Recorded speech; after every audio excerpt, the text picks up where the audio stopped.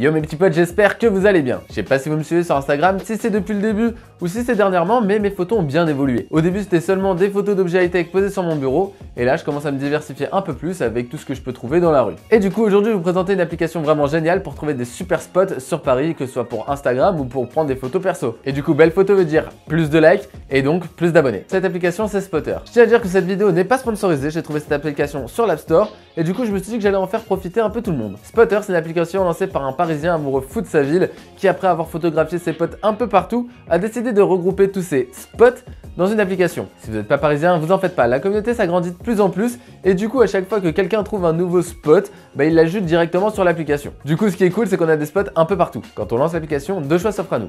On peut continuer sans compte ou on continue en reliant son compte Instagram.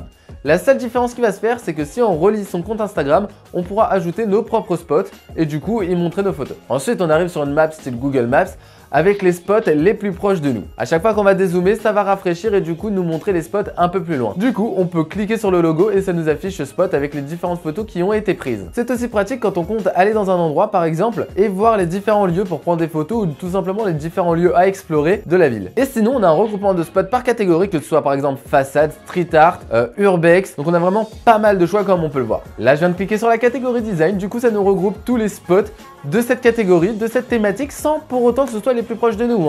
Ça nous trouve vraiment toutes les photos qui sont dans la thématique design. Ce qu'on peut voir, c'est que l'interface utilisateur est vraiment au top. Elle est épurée, on retrouve de belles photos, c'est vraiment agréable à regarder. D'ailleurs, la dernière photo que j'ai mise sur mon Insta, elle a été prise à la rue Crémieux. Je l'ai prise grâce à Spotter parce que je suis passé par là et si je n'avais pas lancé l'application, je n'aurais tout simplement pas vu cette petite rue. Vous l'aurez compris, cette application est vraiment géniale, mais elle comporte son lot de bonnes et de mauvaises choses. Je commence avec les bonnes. Selon moi, Spotter permet de mettre en avant des lieux cachés qu'on n'aurait pas relevés tout simplement sans l'application. Cette application permet de faire découvrir sa ville et donne un petit côté exploration comme ce qu'on peut retrouver avec Pokémon Go. Et pour finir, c'est un bon moyen pour ceux qui sont non-stop sur Instagram de proposer du contenu, pas forcément inédit, ça on voit ça juste après, mais de manière continuelle. Maintenant, les points négatifs. Le premier, c'est que j'ai bien peur qu'avec l'évolution de Spotter, Instagram soit bientôt inondé de clichés identiques. Vive l'originalité. Autre gros problème, les spots seront bientôt inondés de personnes qui prennent des photos. Je pense que la rue Crémieux était déjà inondée d'instagrammeurs ou de photographes en tout genre et je veux même pas imaginer ce que ça va donner quand Spotter sera plus connu. Et pour moi, le dernier point négatif, c'est qu'on ne peut pas avoir un petit côté waouh quand on trouve un spot via l'application. Spotter est dispo pour le moment sur iOS, ça devrait arriver pour Android.